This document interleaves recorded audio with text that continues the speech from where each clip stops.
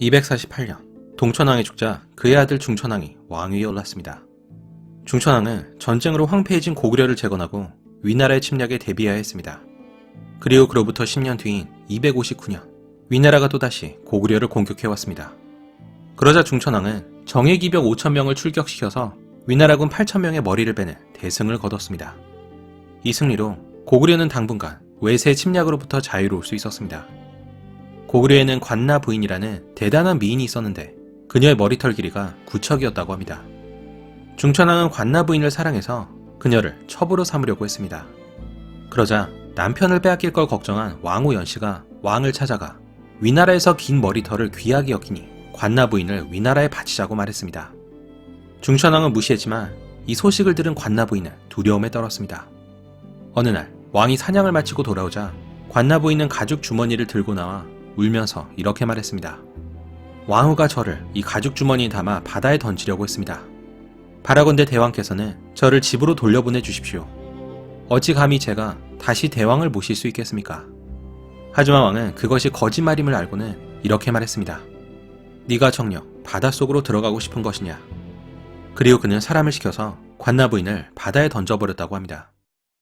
중천왕이 죽고 23년 뒤 292년 고구려의 14번째 왕인 봉상왕이 왕위에 올랐습니다. 당시 중국에서는 팔왕의 난이 일어나 진나라가 쇠퇴하고 있었습니다. 그 틈을 타 북쪽에서는 선비계 부족인 모용부가 요동을 중심으로 크게 세력을 확장했습니다. 이때 고구려와 백제의 뿌리가 되는 부여도 모용부의 공격을 받아 사실상 멸망하게 됩니다.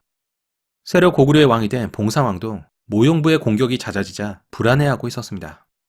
그러자 당시 고구려의 국상이었던 창조리는 현명하고 용감하다고 알려진 고노자를 추천했습니다.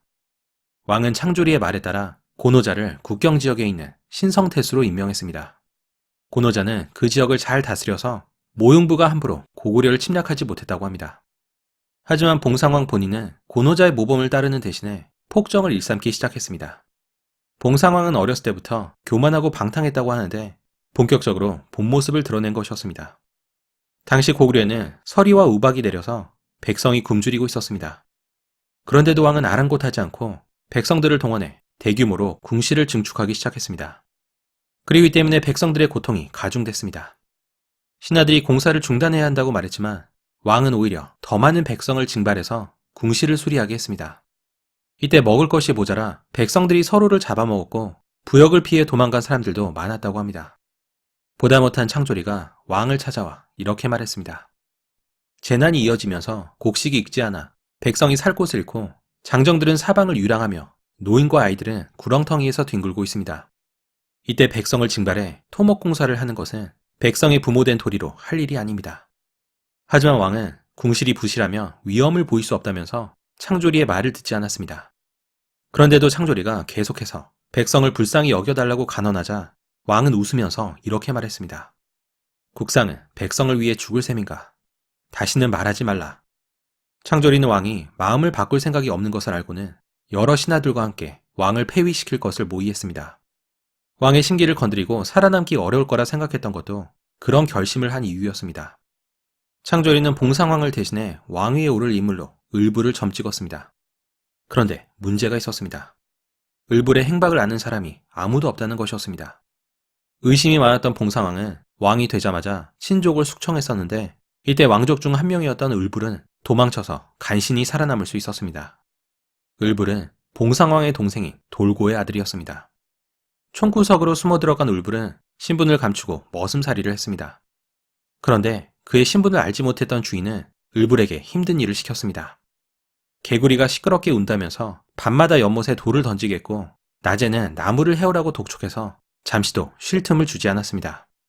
결국 고된 생활에 지친 을불은 머슴 일을 그만두고 소금 장사를 시작했습니다. 그는 어떤 집에서 머문 적이 있었는데 그 집 노파가 소금을 달라고 해서 소금을 조금 나눠줬습니다. 그런데도 노파는 계속 소금을 달라고 했지만 을불은 주지 않았습니다. 그러자 앙심을 품은 노파는 소금 속에 자신의 신발을 몰래 넣어두었습니다. 을불이 길을 떠나려고 하자 노파는 소금 속에서 신발을 찾아내고는 을불을 도둑으로 몰았습니다. 수령 앞으로 끌려온 그는 소금을 모조리 빼앗기고 매까지 맞아야 했습니다. 그렇게 갖은 고생을 하는 을불이 왕족임을 알아보는 사람은 아무도 없었습니다. 그런데 그때 창조리가 보낸 부하들이 을부를 알아보고는 그에게 접근했습니다. 비록 얼굴이 초췌했지만 행동만은 보통 사람과 달라 보였기 때문이었습니다. 부하들이 을부를 찾아오자 창조리는 그를 따르는 무리와 함께 반란을 일으켜 봉상왕을 폐위시켰습니다. 봉상왕은 자신의 두 아들과 함께 목을 매 죽었다고 합니다. 그렇게 우여곡절 끝에 을불이 왕위에 올랐습니다. 그리고 그가 고구려의 15번째 왕인 미천왕이었습니다. 미천왕은 중국이 혼란스러운 틈을 타 영토를 크게 확장했습니다. 그는 여러 차례 모용부가 차지한 요동을 공격해 중요 요충지 서안평을 빼앗았습니다. 이때 고구려는 모용부의 수도인 극성을 위협할 정도로 강력한 군사력을 자랑했습니다. 하지만 미천왕의 가장 중요한 업적은 낙랑군과 대방군을 차지한 것이었습니다. 이로써 고구려는 한반도에 남아있던 중국 세력을 완전히 몰아냈습니다. 비슷한 시기 남쪽에서는 신라가 힘겨운 시기를 보내고 있었습니다. 백제와 가야 그리고 말갈과 일본에 둘러싸였던 신라는 사방에서 적의 공격을 받아야 했습니다. 특히 232년에는 일본이 신라의 수도 경주를 직접 공격해서 신라가 큰 공경에 처한 적이 있었습니다. 다행히 신라에는 서구로라는 뛰어난 장군이 있었습니다. 서구로는 왕의 아들로 원래는 왕위를 물려받기로 돼 있었습니다. 그런데 무슨 이유에서였는지 왕위는 그가 아니라 왕의 사위였던 조분왕이 물려받게 됩니다. 하지만 그 덕분에 서구로는 자신의 군사적 재능을 마음껏 발휘할 수 있었습니다. 대장군에 임명된 서구로는 오늘날 김천에 있었던 간문국을 공격해 병합했습니다. 233년 왜군이 신라를 침략했을 때는 바람을 이용한 화공으로 적의 배를 불태워 대승을 거뒀습니다. 이때 적들은 모두 바다에 뛰어들어서 전멸했다고 합니다. 245년 겨울에는 고구려가 신라의 북쪽 변경을 공격했습니다. 그러자 서구로가 병사들을 이끌고 고구려군에 맞서 싸웠지만 이기지는 못하고 마두책으로 퇴각해 그곳을 수비했습니다. 그날 밤 날씨가 몹시 추웠는데 서구로가 직접 병사들을 위로하면서 장작불을 피워 따뜻하게 해주자 병사들이 감격했다는 일화가 있습니다. 하지만 서구로는 그의 명성에 걸맞지 않는 비참한 최후를 맞이하게 됩니다. 253년 외나라의 사신이 신라를 방문했었는데 그를 만난 서구로는 이렇게 말했습니다. 언젠가 너희 왕을 염전 노예로 만들고 왕비는 밥 짓는 여자로 삼겠다. 그리고 이 말을 고스란히 전해들은 외나라 왕은 크게 화를 내면서 군을 보내 신라를 공격했습니다. 신라군과 일본군은 오늘날 울진에서 대치했는데 서구로는 이번 일이 자신의 말실수로 생긴 일이라면서 자진해서 왜군 앞으로 걸어갔습니다. 그러자 왜군은 그를 붙잡아 불태워 죽이고는 본국으로 돌아갔습니다. 그 일이 있고 한참 뒤에 일본의 사신이 또 신라를 방문한 일이 있었습니다. 그러자 죽은 서구로의 부인이 왕에게 청해서 외나라의 사신에게 음식을 대접했습니다. 사신이 술에 취하자 부인은 사람을 시켜 그를 끌어낸 다음에 불태워 죽였습니다. 남편의 죽음을 복수한 것이었습니다. 이 일이 발단이 돼 일본이 또다시 경주를 공격했지만 이기지는 못하고 돌아갔다고 합니다. 김부식은 서구로에 대해 이런 평을 남겼습니다. 서구로는 군무와 국정을 맡아 싸우면 반드시 이기고 비록 이기지 못하더라도 패하지는 않았다. 그런즉 그의 계책은 남보다 뛰어났을 것이다. 그러나 한마디 말실수로 스스로 죽음을 초래하였고 또 두 나라가 서로 싸우게 하였다. 그 아내가 원한을 갚았으나 이 역시 변칙이요 올바른 길이 아니었다. 이렇게 일본의 침략이 잦아지자 신라의 백성들은 불안에 떨어야 했습니다. 신라는 그때마다 위기를 잘 넘겼지만 항상 공격을 받는 입장이어서 피해가 극심했습니다. 295년 참다 못한 신라의 유래왕은 백제와 힘을 합쳐서 일본을 공격하자고 말했습니다. 그러자 신라에서 가장 높은 관직에 있었던 홍권이 이렇게 말했습니다. 우리는 수전에 익숙하지 않으므로 일본으로 원정을 떠나는 것은 너무 위험합니다. 게다가 백제는 속임수가 많고 항상 우리나라를 집어삼키려는 마음이 있어서 도무지 믿을 수가 없습니다. 유래왕은 이 말을 듣고 일본을 공격하려던 계획을 포기했습니다. 356년 신라의 17번째 왕인 내물왕이 즉위했습니다. 그는 경주 김씨로 그가 왕이 되기 이전에는 주로 박씨와 석씨가 왕위를 차지했습니다. 하지만 내물왕을 기점으로 오직 김씨만이 왕위에 오르게 됩니다. 무려 550년간 이어지는 김씨 왕조의 시작이었습니다. 내물왕에 대해 알아둬야 할 것은 그의 부인 또한 김씨로 가까운 친척이었다는 겁니다. 이렇게 신라에서는 왕족끼리 결혼하는 근친혼이 유행했고 이 현상은 내물왕 이후에도 계속됐습니다. 한편 서쪽에서는 백제 8번째 왕인 고이왕이 나라를 다스리고 있었습니다. 삼국사기에 따르면 고희왕은 53년간 나라를 다스리다가 무려 120살이 넘는 나이에 사망했다고 합니다. 그래서 삼국사기의 기록이 맞는지에 대해서 논란이 있습니다. 고희왕은 긴 재위 기간 동안 나라의 내정을 정비했습니다.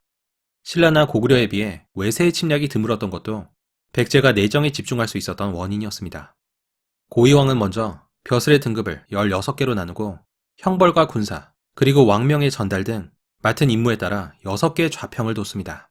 좌평은 백제의 최고 관직이기도 했습니다. 고희왕은 관직의 등급에 따라 다른 색의 관복을 입게 했는데 가장 높은 1품에서 6품은 자줏빛 옷에 은꽃 장식을 한 관모를 쓰게 했고 7품에서 11품은 붉은 옷을, 그리고 12품에서 16품까지는 푸른 옷을 입게 했습니다. 고희왕은 또 법률을 강화해서 귀천을 막론하고 법과 제도를 따르게 했습니다. 고희왕은 법으로 신하들을 통제함으로써 왕권을 강화할 수 있었습니다. 그리고 이러한 조치는 백제가 국력을 키울 수 있었던 토대가 됐습니다. 286년, 고구려는 남쪽으로 세력을 확장해 낙랑군과 대방군을 압박하고 있었습니다. 그런데 백제는 대방군의 왕이 백제왕의 장인이라는 이유로 대방군을 도와 고구려군의 침공을 막아준 적이 있었습니다. 당연히 고구려군은 이 사건을 잊지 않고 백제를 원망했습니다. 그로부터 30년 뒤인 314년, 고구려가 낙랑군과 대방군을 멸망시키고 백제와 국경을 마주하면서 양국은 본격적으로 충돌하게 됩니다. 비교적 평화로웠던 백제와는 다르게 고구려는 외세의 침략이 끊이지 않았습니다. 특히 모용부가 세운 국가였던 연나라가 한창 세력을 확장하고 있어서 고구려에 큰 위협이 됐습니다. 결국 339년에는 연나라의 왕이었던 모용황이 직접 대군을 이끌고 고구려를 침략했습니다. 그리고 이때 고구려는 절체절명의 위기에 처하게 됩니다. 고구려군을 격파한 연나라군은 고구려의 수도인 환도성마저 차지했고 당시 고구려의 왕이었던 고국 원왕은 홀로 도망치는 신세가 됐습니다. 위나라의 침공 이후에 또다시 고구려의 수도가 함락되는 순간이었습니다. 환도성을 차지한 모용황이 앞으로의 일을 고민하고 있을 때 그의 부하 중 한 명이었던 한수가 이렇게 조언했습니다. 고구려 땅은 우리가 남아 지킬 수 없습니다. 지금 왕이 도망가 백성이 흩어져 있지만 대군이 떠나가면 그들은 반드시 결집할 것이니 오히려 걱정거리가 될 것입니다. 그러니 왕의 아버지의 시신을 싣고 그의 어머니를 잡아 귀국하면 고구려 왕이 스스로 항복해 올 것입니다. 그때를 기다려 아버지의 시신과 어머니를 돌려준다면 은혜와 신뢰를 보여줄 수 있으니 이것이 상책입니다. 그러자 모용황은 한수의 말대로 미천왕의 무덤을 파 시체를 싣고 왕의 어머니를 볼모로 삼았습니다. 마지막으로 그는 환도성을 폐허로 만들고는 그곳에 있던 보물을 탈취하고 남녀 5만 명을 잡아갔습니다. 이듬해인 343년, 고국 원왕은 자신을 신하로 칭하고 천여 가지의 보물을 바친 끝에 아버지 미천왕의 시신을 돌려받을 수 있었습니다. 연나라는 왕의 어머니만은 돌려보내지 않았는데 고국 원왕이 계속 공물을 바치면서 애원하자 10년 만에 어머니를 돌려보냈다고 합니다. 하지만 고국 원왕의 수모는 여기서 끝나지 않았습니다. 당시 백제에서는 근초고왕이 나라를 다스리고 있었습니다. 근초고왕은 백제의 최전성기를 이끌었다고 평가받는 뛰어난 인물이었습니다. 당시 백제는 만을 거의 다 병합한 상태여서 북쪽으로 세력을 확장하고 있었습니다. 당연히 고구려와의 충돌은 필연적이었습니다. 백제 입장에서 행운이었던 건 이때 고구려의 국력이 연나라와의 전쟁으로 약해질 대로 약해져 있다는 것이었습니다. 369년, 양군은 황해도 남부에 있는 치앙에서 맞붙었는데 여기서 승리를 거둔 백제군은 적군 5천여 명을 사로잡았습니다. 그리고 2년 뒤인 371년, 근초고왕은 기세를 몰아 3만의 군을 이끌고 고구려의 평양성을 공격했습니다. 고구려에서도 고국 원왕이 직접 전투에 참여해 평양성을 방어했습니다. 그런데 전투 중에 고국 원왕은 적이 쏜 화살을 맞고 허무한 죽음을 맞이했습니다. 철저하게 패배와 수모로 점철된 고국 원왕의 시대가 막을 내린 것이었습니다. 그렇게 고구려와 백제 간의 관계는 최악으로 치닫고 있었습니다. 얼마 후 고구려에서는 그간에 당했던 수모를 씻어줄 한 인물이 등장했습니다. 그는 바로 광개토 대왕이었습니다.